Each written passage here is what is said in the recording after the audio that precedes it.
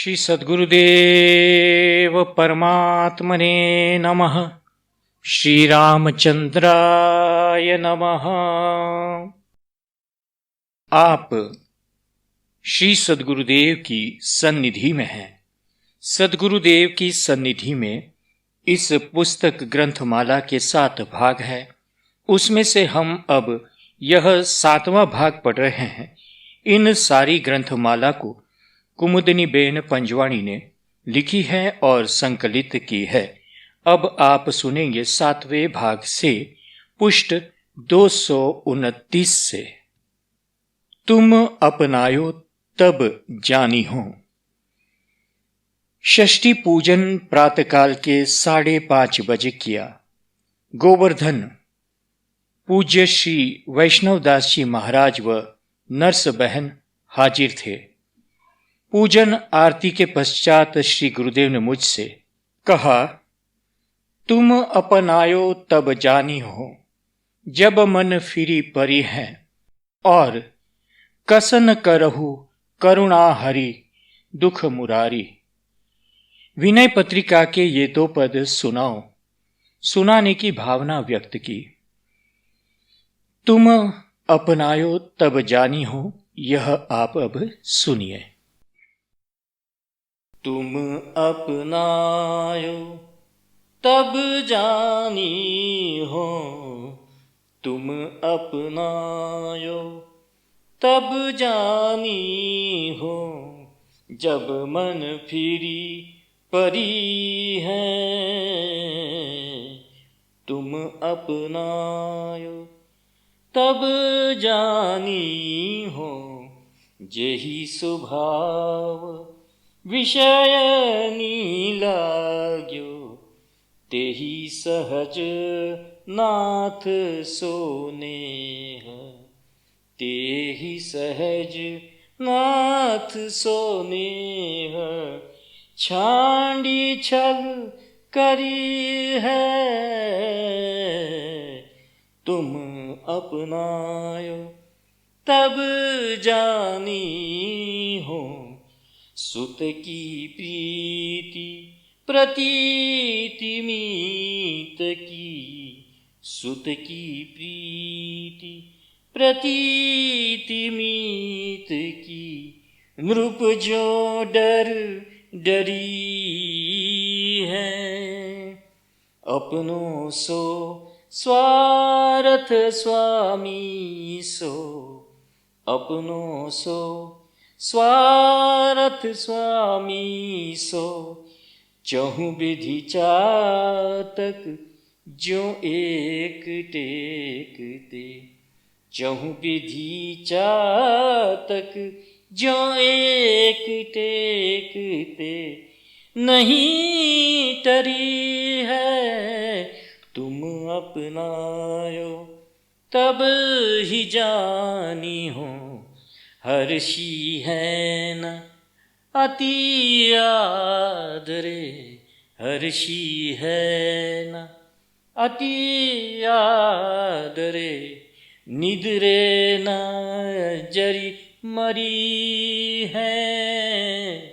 निद्रे न जरी मरी है, हानि लाभ दुख सुख सब समचित। हानि लाभ दुख सुख सब समचित, हित अनहित कलि कुचाली। समचित हित अनहित कलि कुचाली, परि हरि है। समचित हित अनिहित कलि कुचाली, परि हरि है। हर्षी है न अति आदरे, प्रभु गुण सुनी मन हर्षी है। नीर नयन निढरी है, तुलसीदास भयो राम को। तुलसीदास भयो राम को, विश्वास प्रेम लखी आनंद उमगी, विश्वास प्रेम लखी आनंद उमगी। उर भरी है विश्वास प्रेम लखी आनंद उमगी। उर भरी है प्रभु गुण सुनी मन हर्षी है। प्रभु गुण सुनी मन हर्षी है। प्रभु गुण सुनी मन हर्षी है। नीर नयन नीढरी है। तुम अपनायो तब ही जानियो। तुम अपनायो तब ही जानियो। भावार्थ। जब मेरा मन विषय वासना से आपकी ओर को फिर जाएगा, तभी मैं समझूंगा कि आपने मुझे अपना लिया। जब यह मन जिस सहज स्वभाव से ही विषयों में लगा रहा है, उसी प्रकार कपट छोड़कर आपके साथ प्रेम करेगा, जब तक ऐसा नहीं होता तब तक मैं कैसे समझूं कि मुझको आपने अपना दास मान लिया। जैसे मेरा वह मन पुत्र से प्रेम करता है, मित्र पर विश्वास करता है और राजभय से डरता है, वैसे ही जब वह अपना सब स्वार्थ केवल स्वामी से ही रखेगा और चारों ओर से चातक की तरह अपनी अनन्य टेक से नहीं टलेगा, एक प्रभु पर ही निर्भर करेगा, तब मुझे विश्वास होगा कि तुमने मुझे अपना लिया है। अत्यंत आदर पाने पर जब उसे हर्ष न होगा, निरादर होने पर वह जलकर न मरेगा और हानि लाभ सुख दुख भलाई बुराई सब में चित्त को सम रखेगा और कली काल की कुचालों को सर्वथा छोड़ देगा, तभी मानूंगा कि नाथ मुझे अपना रहे हैं। और जब मेरा मन प्रभु का गुणवाद सुनते ही हर्ष में विह्वल हो जाएगा, मेरे नेत्रों से प्रेम के आंसुओं की धारा बहने लगेगी, तभी तुलसीदास को यह विश्वास होगा कि वह श्री राम जी का हो गया। तब उस अनन्य प्रेम को देखकर हृदय में आनंद उमड़कर भर जाएगा, अर्थात मुझे ब्रह्मानंद की प्राप्ति हो जाएगी। हे प्रभु, शीघ्र ही अपनाकर मेरी ऐसी दशा कर दीजिए। यह था विनय पद 268। आगे सुनिए। कसन करहूं करुणा हरे, दुख हरन मुरारी। सुनी। कसन करहूं करुणा हरे, दुख हरन मुरारी। कसन करहूं करुणा हरे, दुख हरन मुरारी। कसन करहूं करुणा हरे, दुख हरन मुरारी। कसन करहूं करुणा हरे, दुख हरन मुरारी। त्रिविध ताप संदेह शोक संयम भयहारी। कसन करहूं करुणा हरे, दुख हरन मुरारी। कसन करहूं करुणा हरे, दुख हरन मुरारी। कसन करहूं करुणा हरे, दुख हरन मुरारी। कसन करहूं करुणा हरे, दुख हरन मुरारी। कसन करहु करुणा हरे, दुख हरन मुरारी। त्रिविध ताप संदेह शोक, त्रिविध ताप संदेह शोक, त्रिविध ताप संदेह शोक, त्रिविध ताप संदेह शोक। संशय भय हारी, दुख हरन मुरारी। संशय भय हारी, दुख हरन मुरारी। कसन करहु करुणा हरे, दुख हरन मुरारी। कसन करहु करुणा हरे, दुख हरन मुरारी। इक कलिकाल जनित मल, मति मंद मलिन मन मुरारी। मति मंद मलिन मन मुरारी। तेहि पर प्रभु नहीं कर संभार, तेहि पर प्रभु नहीं कर संभार।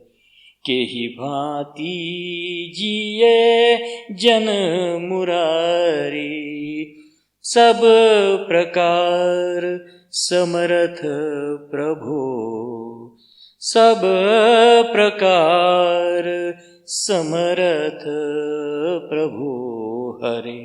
मैं सब विधि दीन मुरारी, यह जिय जानि द्रवहु नाहि। यह जिय जानि द्रवहु नाहि। मैं कर्म विहीन मुरारी,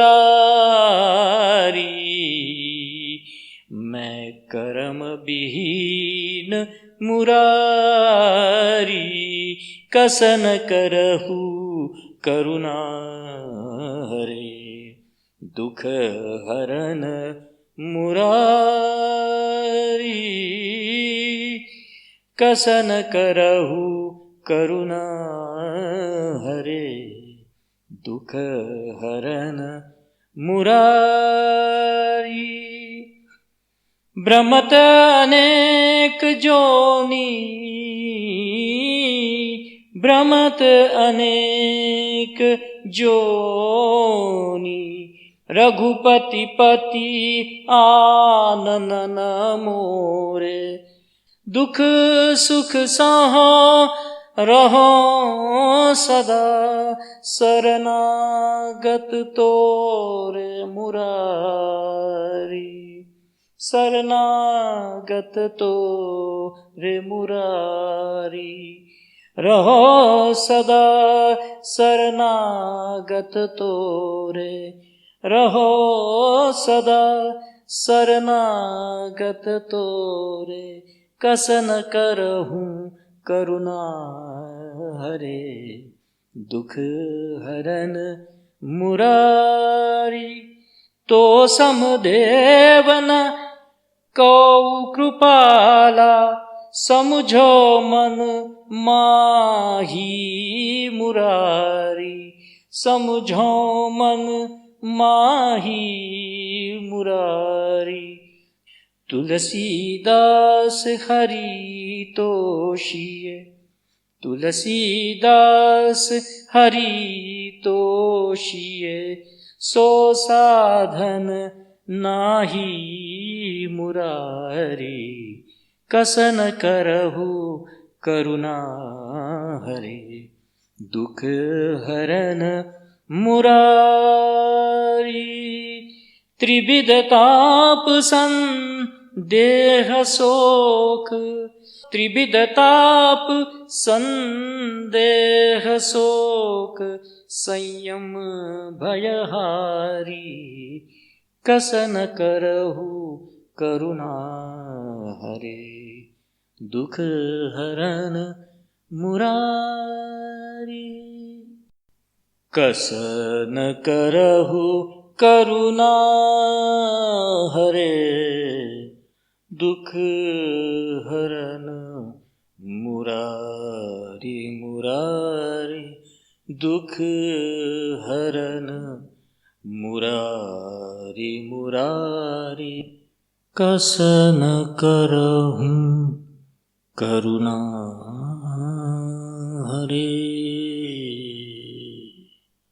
कसन करहु करुणा हरे।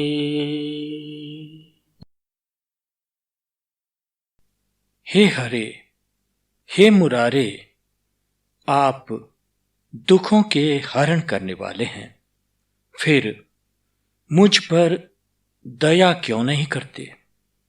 आप दैहिक, दैविक, भौतिक तीनों प्रकार के तापों के और संदेह, शोक, अज्ञान तथा भय के नाश करने वाले हैं। मेरे भी दुख, ताप और अज्ञान आदि का नाश कीजिए। एक तो कलिकाल से उत्पन्न होने वाले तापों से मेरी बुद्धि मंद पड़ गई है और मन मलिन हो गया है। इस पर फिर हे स्वामी, आप भी मेरी संभाल नहीं करते, तब इस दास का जीवन कैसे निभेगा? हे प्रभु, आप तो सब प्रकार से समर्थ है और मैं सब प्रकार से दीन हूं। यह जानकर भी आप मुझ पर कृपा नहीं करते। इससे मालूम होता है कि मैं भाग्यहीन ही हूं। हे रघुनाथ जी, मैं अनेक योनियों में भटक आया हूं, परंतु आपके सिवा मेरे दूसरा कोई स्वामी नहीं है। दुख सुख सहता हुआ भी मैं सदा आपकी ही शरण हूं। मैं अपने मन में तो इस बात को खूब समझता हूं कि आपके समान दूसरा कोई भी दयालु देव नहीं है, परंतु हे हरे, आपको प्रसन्न करने वाले साधन इस तुलसीदास के पास नहीं है। बिना ही साधन, केवल शरणागति से ही आपको प्रसन्न होना पड़ेगा। विनय पद 109। अब इन दोनों पदों को, पहले वाले को शुद्ध कल्याण और दूसरा जो है राग बिहाग में आपके समक्ष प्रस्तुत किया गया। ये दो मैंने गाए श्री गुरुदेव के ही सिखाए हुए शास्त्रीय राग में। श्री गुरुदेव ने भी साथ दिया। खूब धीरे धीरे स्वर में गाने को कहा था।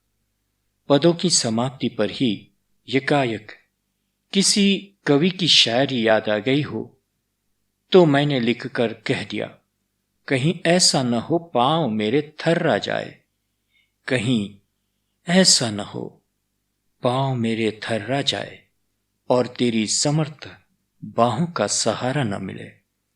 हजार बर्फ गिरे लाख आंधियां उठे, हजार बर्फ गिरे लाख आंधियां उठे, वो तो होकर रहेगा जो आपने कह दिया है, जो आपने कह दिया है। मेरी चिट्ठी पढ़कर जवाब में श्री गुरुदेव ने लिख कर दिया, विनयशील क्रंदनयुत निर्मल मिले प्रेम उदार, पर हूं पराधीन सुनु कुमुदनी, मेरा नहीं कोई अधिकार, मेरा नहीं कोई अधिकार। श्रीपति तपावन जी जो करावे करता हूं, वो ही दिन रैन इस कारण करना पड़ता है। तुम बिना, ऐसे कहते कहते रुक गए। कुमुद तुमने सहन किया है, कर रही है। एक भूल की है मैंने तेरा मूल्य समझने में।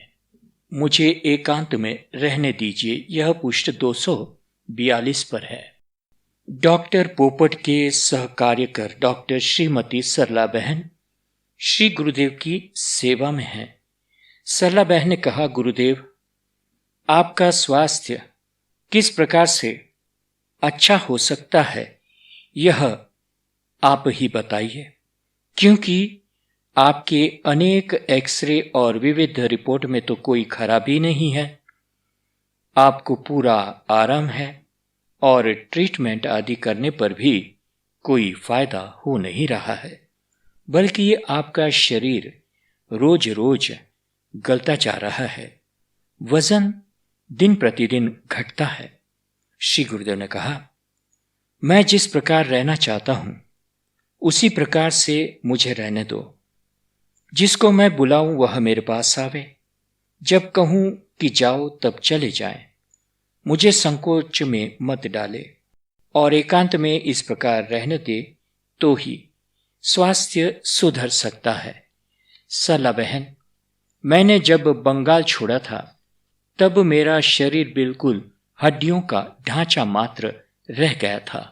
वजन सिर्फ 36 पाउंड था, लेकिन मेरी इच्छा अनुकूल के एकांत में रहने से फिर से मांस, मज्जा, रुधिर आदि का नूतन निर्माण शरीर में हो जाता है।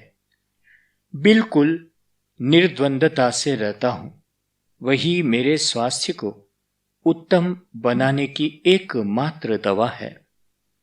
दिन के 4 बजे हैं। कमरे में ही पहिया वाली कुर्सी में श्री गुरुदेव विराजे हैं। गोवर्धन कमरे में कुर्सी फिरा रहा है। थोड़ी देर के बाद श्री गुरुदेव पलंग में विराजे। डॉक्टर सरला बहन ने श्री चरणों पर तेल मालिश करने को कहा। मालिश के बाद सरला बहन ने कहा, गुरुदेव, आज तो आप थोड़ा चलिए ना, तो पैरों में खून का भ्रमण होवे। श्री गुरुदेव ने सरला बहन की इच्छा अनुसार किया तो सरला बहन ने खूब प्रसन्नता से कहा कि इतने दिनों में आज ही आपके पैरों में चेतनता, क्रियाशीलता देखने में आई। गुरुदेव, आज आपने भी अपनी ओर से मनोयोग के साथ पैरों को चलाए हैं। इसी तरह प्रतिदिन हमको सहयोग देना गुरुदेव, और पैरों को चलाना, तो 8-10 दिन में बिल्कुल पूर्ववत हो जाएंगे। श्री गुरुदेव ने कहा, सरला बहन, तुम्हारी बात सही है। आज मेरे मन को उत्साह मिला है। मैं भी चाहता हूं कि 8-10 दिनों में मैं घूमने फिरने लग जाऊं और फिर एकांत में चला जाऊं। आज मेरा मन प्रसन्न हो उठा है। मुझे आशा मिल गई है कि मेरे लिए त्याग, उदारता करने वाले हैं और मैं एकांत में चला जाऊंगा। रात्रि का समय था। किंग रोड वाले नरभे राम भाई, राजकोट के रमणीक भाई ड्यूटी पर थे। रमा बहन, दमयंती बहन, पार्वती बहन आदि सेवा में थी। रात्रि की नर्स थी। मैं भी बैठी थी। श्री गुरुदेव शांत लेटे हुए थे। एक बहन ने चादर ओढ़ाई। श्री गुरुदेव को इससे असुख हुआ और कहा, अरे बाबा, क्यों ऐसा कर रही हो? चैन से पड़े भी रहने दो। सब शांत थे। 4-5 मिनट के पश्चात श्री गुरुदेव ने कहा, देखो, मैंने आप सबको कहा है कि मेरा स्वभाव बदल गया है। शारीरिक कमजोर हालत तुम सब बराबर देखते हो। सेवा भी खूब करते हो। रात रात भर जागते हो। दिन दिन भर खड़े रहते हो। इतना सब करते ही हो तो मेरा गुस्सा भी सहन कर लो भाई। मैं किसी का अपमान करना नहीं चाहता हूं, परंतु कमजोरी है। इतने पर भी तुम लोग मेरे बोलने से और बुरा मान लेते हो। यही आश्चर्य। आप सबको एक बात कहूं, जब मैं जैसा करने को कहूं तब आप वैसा कर दिया करें। मैं कहूं कि बैठा दो तब बैठा दिया करो बस, तो फिर मैं निर्द्वंदता से रहूं। किसी को अपमान न लग जाए, किसी को बुरा न लग जाए, इत्यादि ख्याल अब भी मैं रखूं, यह अपेक्षा छोड़ दो, तो ही सेवा पूरी पड़े। अब यह कहा, उसके ऊपर भी बुरा नहीं मानना भाई। बुरा मानने की कोई बात ही नहीं है, सोचने की बात है। लंबी लकड़ी को काटकर छोटी बनाने की प्रवृत्ति दुर्जनता है, ऐसा पुष्ट 244 पर है। पूना 12/2/1970, महासूद सातम। श्री गुरुदेव, मेरे आसपास में क्या चल रहा है मैं बराबर देखता हूं, जानता हूं। श्री गुरुदेव ने कहा, बिना पूछे ही मेरा और दूसरों का परिचय देने लगता हूं, तब मुझे इस चेष्टा पर खूब विचार आता है। मैं तो सेवा भावी हूं, उदार हूं, सत्य में ही श्रेय साधक हूं। इस प्रकार परिचय मैं क्यों देता रहता हूं? इसमें मुझे तृप्ति मिलती है, तभी तो मैं ऐसी क्षुद्र प्रवृत्ति करता हूं। मैं मेरा ऊंचे स्वरूप का परिचय देकर सामने वाले के मन में भाव उदय करता हूं कि मैं तो बहुत अच्छा हूं, परंतु वह जो दूसरा है वही ठीक नहीं है। यह हमारा अधपतन तो देखो। अपने को अच्छा, सर्वगुण संपन्न दिखाने के लिए दूसरे निर्दोष को हम कितने दोषित दिखा रहे हैं, उसके ऊपर कितने दोष अपराधों को थोप रहे हैं। उसके लिए वातावरण में विरोध विद्वेष जमा रहे हैं। लंबी लकड़ी को छोटा बनाने का सही उपाय यह है कि उसके पास में भी ज्यादा लंबी लकड़ी रख दो। कौन लकड़ी छोटी है, कौन लंबी है, कुछ कहना नहीं पड़ेगा, अपने आप दिखाई देगा। लंबी लकड़ी को काटकर छोटी बनाने की प्रवृत्ति दुर्जनता है, दुर्जन दुष्ट संग है। गृह भेषज जल पवन पट पाय कुयोग सुयोग, हो ही कुबस्तु सुबस्तु जग लखहि सुलक्षण लोग। साधु के तन को खांसी रोगी जंगम पीर पैगंबर, बचे नहीं सन्यासी साधु के तन को खांसी। कहे दवा इंजेक्शन ले लो सबकी बुद्धि नासी, बना दास है तेरी शरण में रक्षा करो अविनाशी। रोगों ने तो घेर लिया, न रहा विश्वास, तिस पर भी डॉक्टर कहे लंबा ले लो श्वास। खाते खाते दवाइयां बीत गया एक वर्ष, फिर भी अच्छे नहीं हुए इसका हमको हर्ष। साधु के तन खांसी, खाते खाते दवाइयां बीत गया एक वर्ष, फिर भी अच्छे नहीं हुए इसका हमको हर्ष। साधु के तन खांसी। मानो ना मानो आपकी राजी, हम तो रोगी रह गए, रहे नहीं बाबा जी साधु के तन को खांसी, साधु के तन को खांसी। पुष्ट 246 पर कसौटी कहते हैं। परमहंस रामकृष्ण जी ने नरेंद्र की कसौटी लेने का निश्चय किया। नरेंद्र के ऊपर बिना कारण नाराज हो गए और जब भी नरेंद्र आवे तब मौन हो जाएं और मुंह भी घुमा लेवे। नरेंद्र से एक शब्द भी न बोले। नरेंद्र नियम पूर्वक आवे, प्रणाम करे, नीचे पास में बैठे, चरणों की सेवा करे, कुछ कुछ बातें भी प्रेम पूर्वक करे, परंतु परमहंस जी बिल्कुल नाराज व मौन रहते।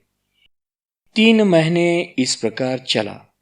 फिर एक दिन परमहंस जी ने गुस्से से कहा, नरेंद्र, मैं तेरे साथ 3 मास से एक अक्षर तक भी नहीं बोलता हूं, तुम्हारे सामने भी नहीं देखता हूं, फिर भी तू क्यों रोज रोज मेरे पास आता है? नरेंद्र ने बहुत प्रेम से कहा, मुझे आप बहुत प्रिय है तो मैं आपके दर्शन को रोज आ जाता हूं। परमहंस जी ने नरेंद्र को छाती से लगा के कहा, मेरे नरेन, मैं तेरी कसौटी कर रहा था कि तू उपेक्षा सहन कर लेगा या नहीं। स्वामी विवेकानंद जी का पूर्वाश्रम में नरेंद्र नाम था। चातक के समान प्रेमास्पद में कभी दोष दर्शन न हो, तब ही प्रेमास्पद व प्रेमी अभिन्न होते हैं। पश्चात प्रेम, प्रेमी, प्रेमास्पद तीनों एक हो जाते हैं अपने आप।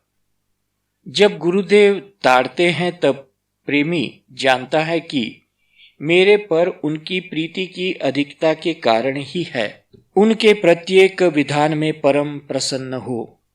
वह विधान चाहे शरीर, इंद्रियां, मन आदि के अनुकूल हो या प्रतिकूल हो, उसे भगवान का किया हुआ मानकर खूब प्रसन्न हो जाए कि अहो, भगवान की मेरे पर कितनी कृपा है कि मुझे बिना पूछे ही मेरे मन, बुद्धि आदि के विपरीत जानते हुए भी केवल मेरे हित की भावना से मेरा परम कल्याण करने के लिए उन्होंने ऐसा विधान किया है। त्याग करना पड़े वह त्याग ही नहीं है। त्याग अनायास सहज हो जाए वही त्याग है।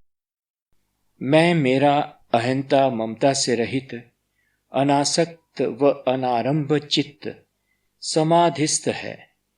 अहम मम की खींचतानी से सर्वथा मुक्त जीवन सच्चा जीवन है। कर्म शून्यता केवल दंभ है। कर्म में अहम ममता की शून्यता शांत अंतकरण लक्षण है। बाह्य साधन में अंतरंग साधन की समझ कहते हुए पुष्ट 247 पर।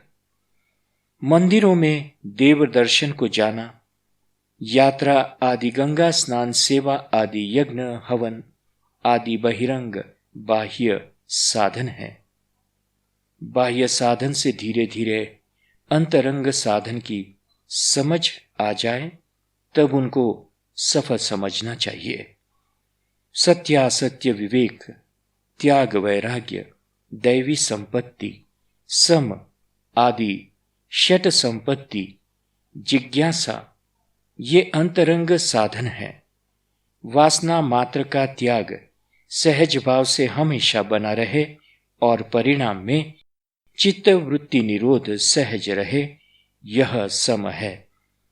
कर्मेंद्रिय व ज्ञानेंद्रियों की अशुभ प्रवृत्ति का अभाव, यह दम है। विषय पदार्थों में से रसवृत्ति का अभाव, यह उपरति है। किसी भी विषय परिस्थिति में भी मन मुदित रहे और प्रतिकूलताओं के विरोध में गड़बड़ या ग्लानि न करे, परंतु सहज स्वभाव से रहें, तो तितिक्षा। फिर आगे गुरुदेव समझाते, निर्बल के बलराम 247 पृष्ठ पर।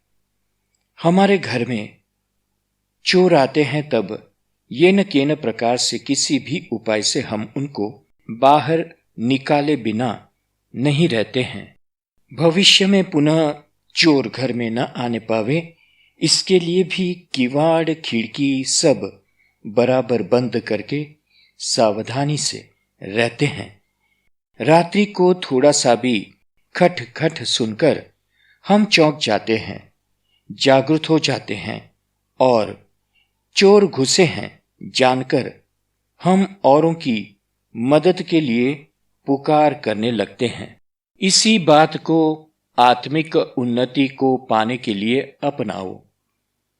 षड रिपु महान प्रबल है, परंतु निर्बल के बल राम सर्वसमर्थ है।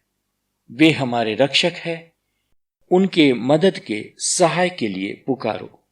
सुनते ही दौड़े आएंगे और तुम्हारी रक्षा निश्चित करेंगे।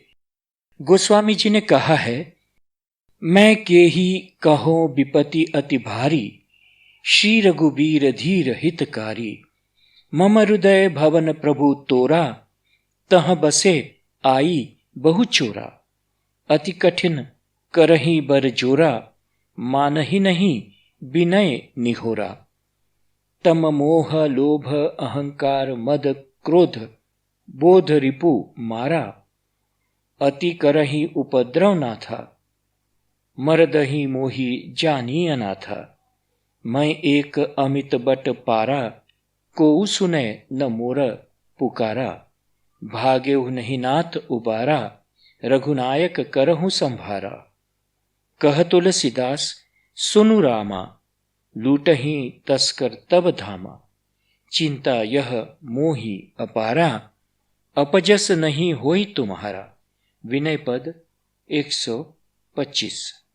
इसका भावार्थ है, हे रघुनाथ जी, हे धैर्यवान, बिना ही उकताए हित करने वाले, मैं तुम्हें छोड़कर अपनी दारुण विपत्ति और किसे सुनाऊं। हे नाथ, मेरा हृदय है तो तुम्हारा निवास स्थान, परंतु आजकल उसमें बस गए हैं आकर बहुत से चोर। तुम्हारे मंदिर में चोरों ने घर कर लिया है। मैं उन्हें निकालना चाहता हूं, परंतु वे लोग बड़े ही कठोर हृदय है,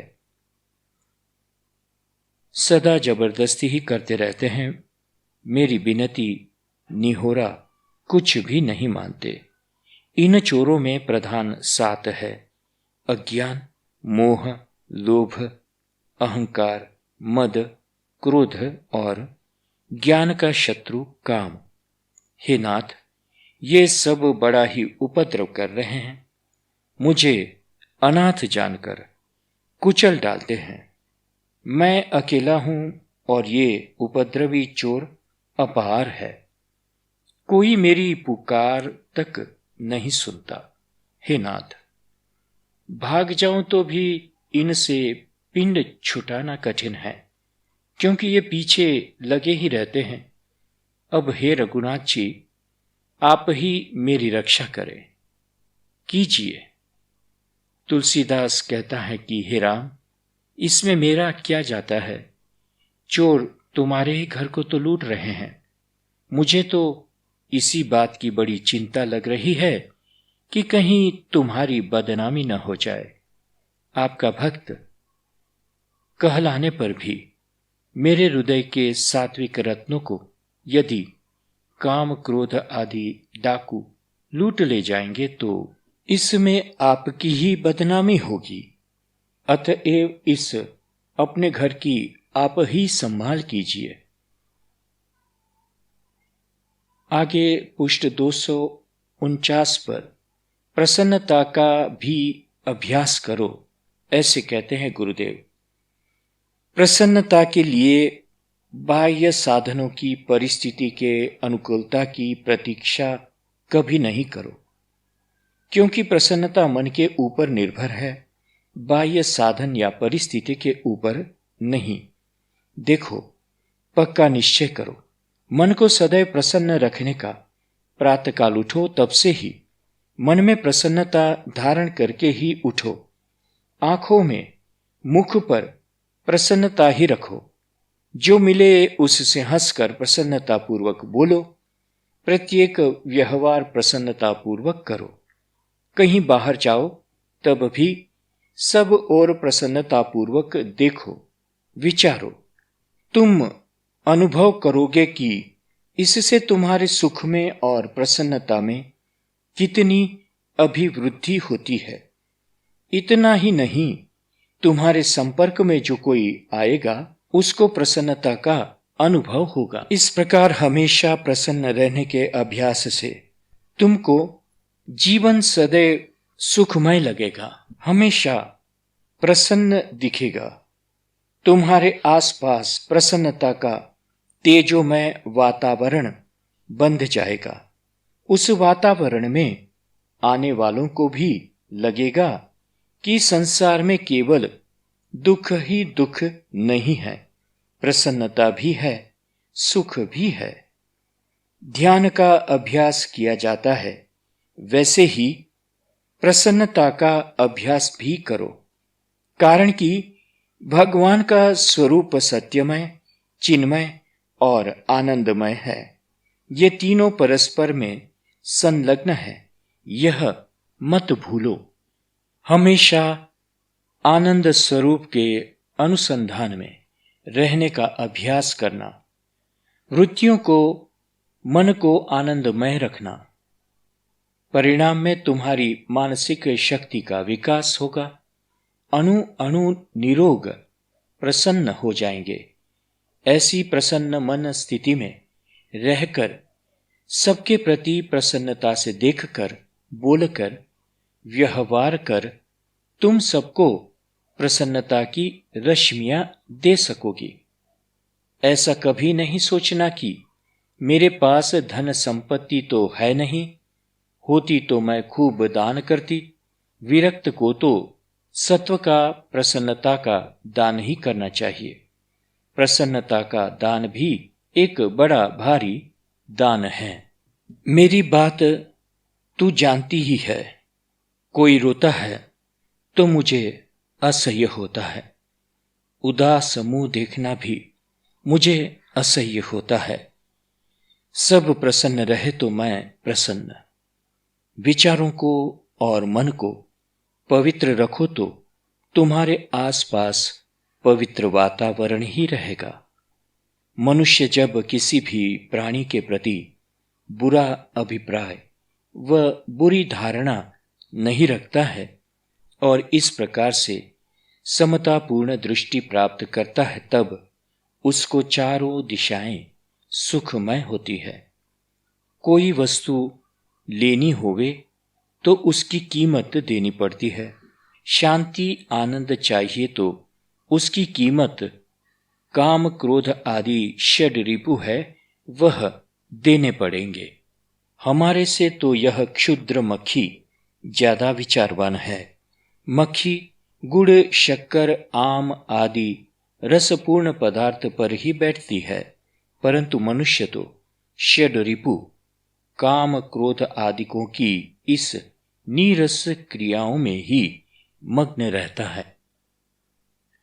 राजा महाराजा की हड्डी में व राख में तथा गरीब की हड्डी व राख में तलाश करने पर कोई अंतर मालूम पड़ता है? नहीं।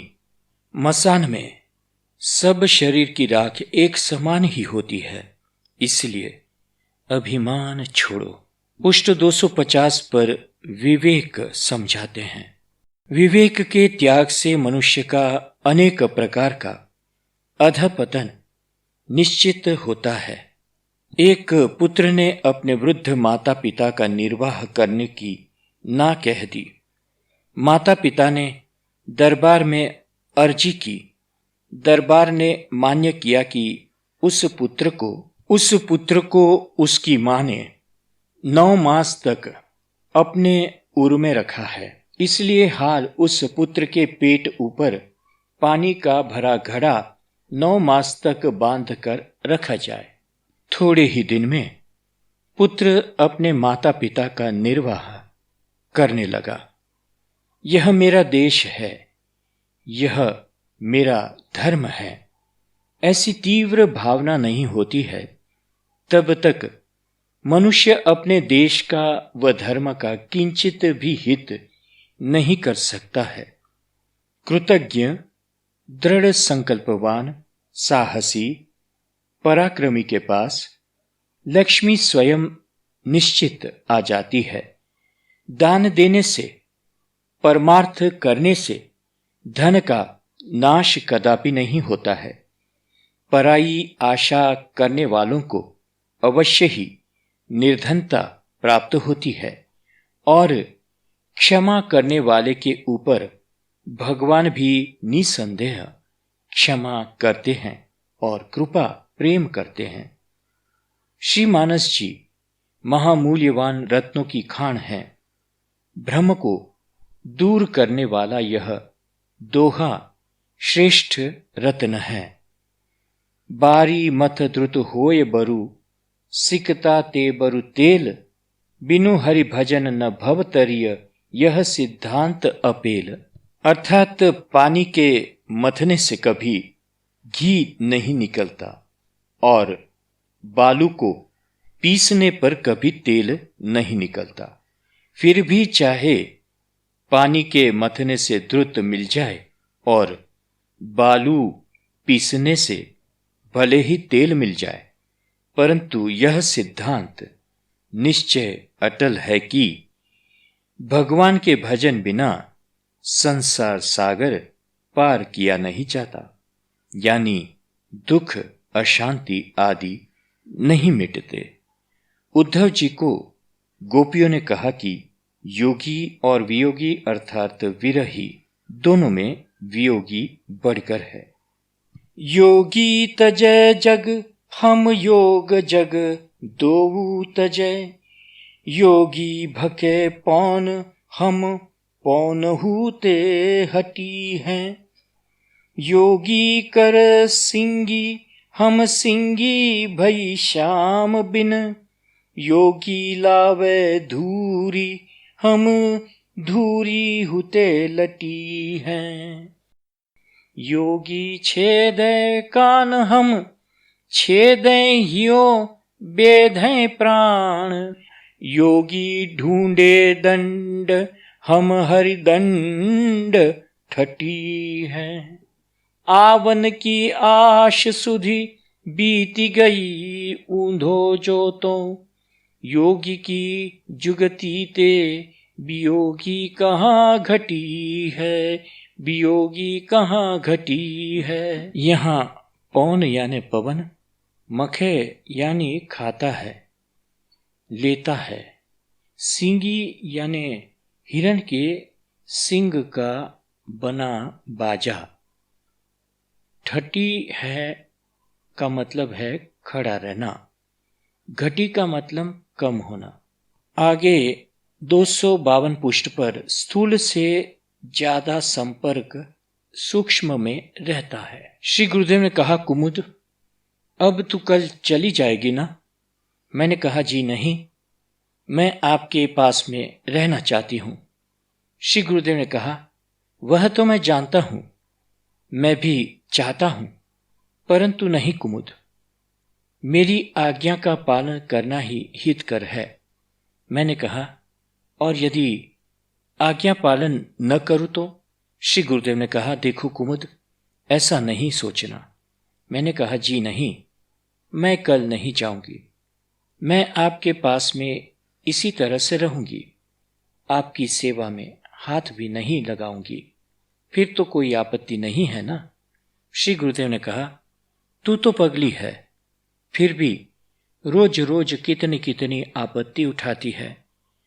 रमा को, कृष्णा को या गोवर्धन को, वैष्णव दास को पूछना तो मालूम पड़ेगा। मैंने कहा, वैसे भी आपत्ति होती ही रहती है, तो मेरे रहने से भी भले और होवे, अब मैं नहीं जाऊंगी। श्री गुरुदेव ने कहा, कुमुद तुझे हो क्या गया है, यह तू क्या बोल रही है? मैंने कहा बिल्कुल नीची निगाह के साथ, जी नहीं, मैं नहीं जाऊंगी। श्री गुरुदेव ने कहा, अब तेरे पर पागलपन सवार हो गया है, पगली मेरे सामने देख तो। मैंने कहा, जी नहीं, मैं नहीं देखूंगी। श्री गुरुदेव ने कहा, ऐसा नहीं करो, एक बार सामने तो देखो। मैंने कहा, आप ऐसा करके फुसला देते हैं, अब मैं भी खूब पक्की बनी रहूंगी, सामने देखूंगी ही नहीं। श्री गुरुदेव ने खूब हंसकर, अरे बाबा, तुम भी अजीब लड़की हो, भले भले यहां ही रहना, बस अब तो राजी। सुनते ही मैंने अत्यंत खुशी से सिर ऊंचा करके श्री गुरुदेव के सामने देखा। श्री गुरुदेव मेरे प्रति खूब खुशी से सिर ऊंचा करके खूब गहरी निगाह से एकटक देखते रहे। 1 minute, 2 minute, 3 minute, 4 minute, 5 minute, और ऐसे ही हमारी परस्पर की एक टकी लगी रही। और बस श्री गुरुदेव ने अत्यंत मृदुता से कहा, कुमु तू कल जाएगी ना? मैं स्थिर निगाह से देखती भर रह गई। श्री गुरुदेव ने कहा, तू कुछ समझती नहीं है। स्थूल से ज्यादा संपर्क सूक्ष्म में रहता है। थोड़ा अनुभव तो करो। मेरी आंखों में अश्रु छल छला उठे। मैंने श्री गुरुदेव के दोनों श्रीहस्तों को उठाकर मेरे मुंह पर ढांक दिया और मौन अश्रु प्रवाह बह चला। श्री गुरुदेव ने कहा, आज्ञा पालन में इतना दुख होता है कुमुद? ओ पगली, मेरे हाथ तो छोड़। मैं हाथों से तेरा मस्तक सहलाना चाहता हूं। यूं कहते हुए जोर से मेरा मुंह श्री गुरुदेव ने अपने बाएं कंधे पर रख दिया और श्री वरद हस्तों को मेरे सिर पर पसारते पसारते कहा, इतना दुख क्यों और कब तक? आखिर कुछ समझो तो सही, कुछ बात तो करो। साहस से काम लो कुमुद। स्थूल का परित्याग किए बिना ऊंचा उठना नामुमकिन है। परिणाम आने पर तू मानेगी। रो मत कुमुद, मुझे खांसी उठ आएगी। तेरे रोने से चित्त घबराने लगता है। सुन तो कुमुद, ऐसा कब तक? मैंने कहा, अब नहीं रोऊंगी। आप खांसी को नहीं बुलाना, मैं कल चली जाऊंगी, बस ना। श्री गुरुदेव ने खूब हंस उठे। हां, अब कितनी सयानी है मेरी कुमुद। कुमुद, मैं सच कहता हूं, परिस्थिति मुझे बाध्य करती है और मैं तुझे। तो मैंने निश्चय किया है कि इसका खूब फायदा उठाना। तुझे खूब आनंद मिलेगा कुमुद। मेरे पर इतना तो विश्वास रखो। अब मुझे खूब प्रेम से विनय के पद सुना पहले, तो बस वही मैं हरि पति तपावन सुनूंगा।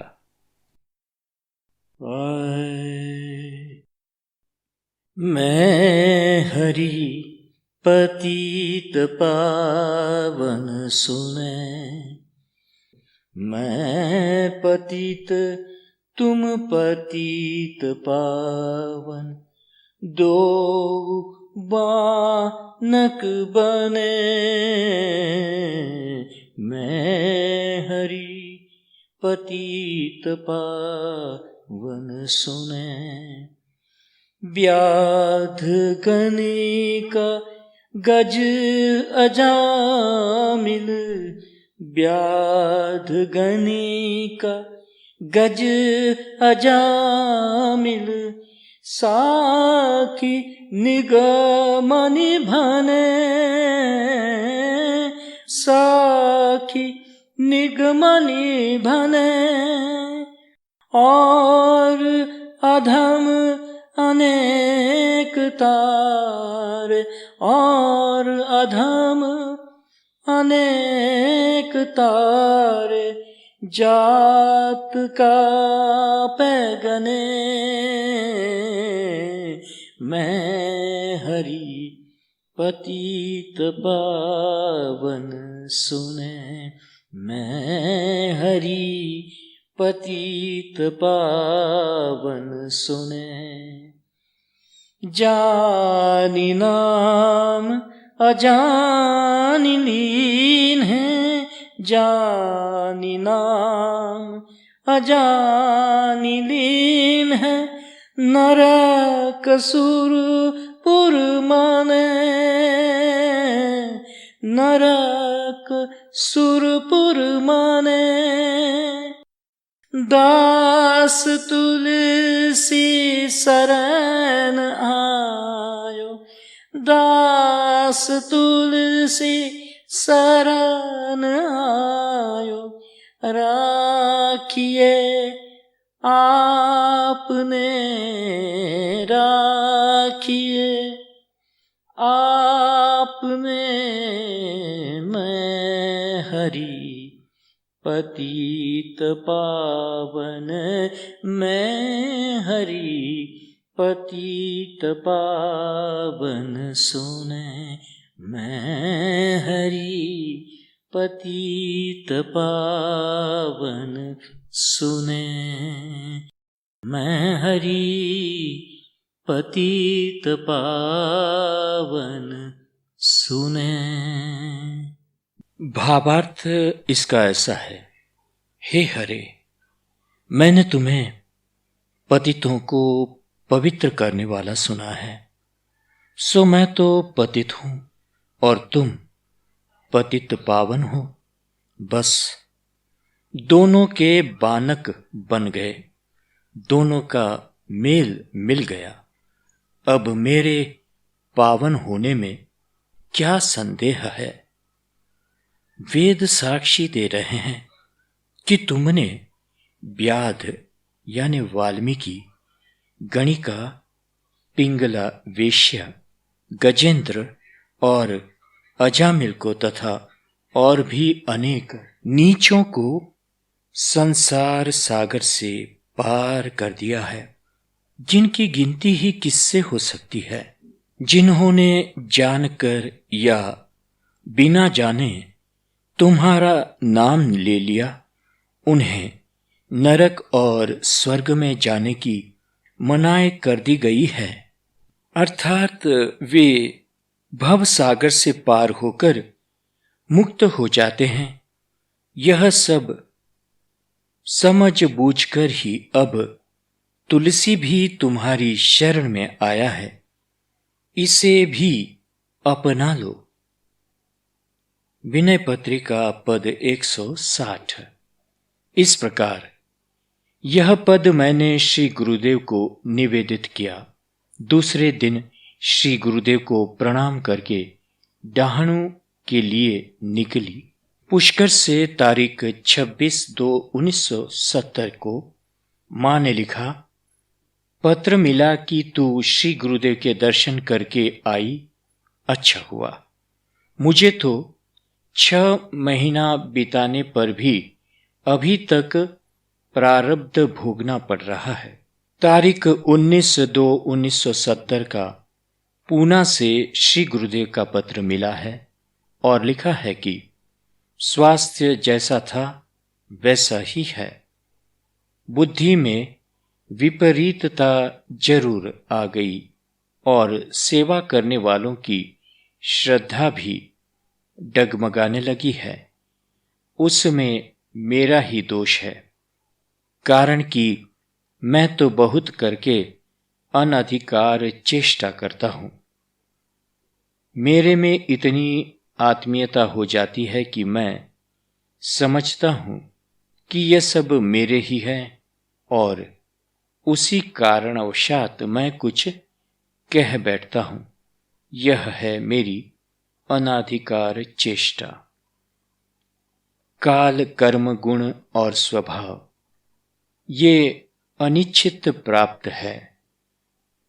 होली पश्चात अखाड़ा उठेगा और पूर्व की ओर जाने का निश्चित लगता है। जितने दिन जीवित हूं उतना ही, और सबको आशीष। दमू पूज्य श्री की आज्ञा से। यह अक्षर सह पत्र है। मुझे दूर बैठे बैठे ही सब सुनना रहा है। प्रभु इच्छा मुझे जैसी धनहीन बुढ़िया कर भी क्या सकती है। सेवा की लायकात है नहीं, देखने सुनने भर रहा। तुझे कुछ खबर यदि मिले तो मुझे लिखना। जय गुरुदेव। डॉक्टरों की राय के अनुसार श्री गुरुदेव को पूना से बंबई हवाई जहाज में लाया गया। 7/3/1970 को राम भाई के घर पर विराजे। वैष्णव दास जी महाराज और सुरेश भाई उपाध्याय ने बंबई की कही हुई बातें। यहाँ पर अब हम पुष्ट 255 पर ही समाप्त करते हैं। आगे की बात सब हम अगले भाग में पढ़ेंगे। श्री रामचंद्राय नमः। श्री सद्गुरुदेव परमात्मने नमः। हरि ओम तत्सत। हरि ओम तत्सत। हरि ओम तत्सत। ओम शांति शांति शांति।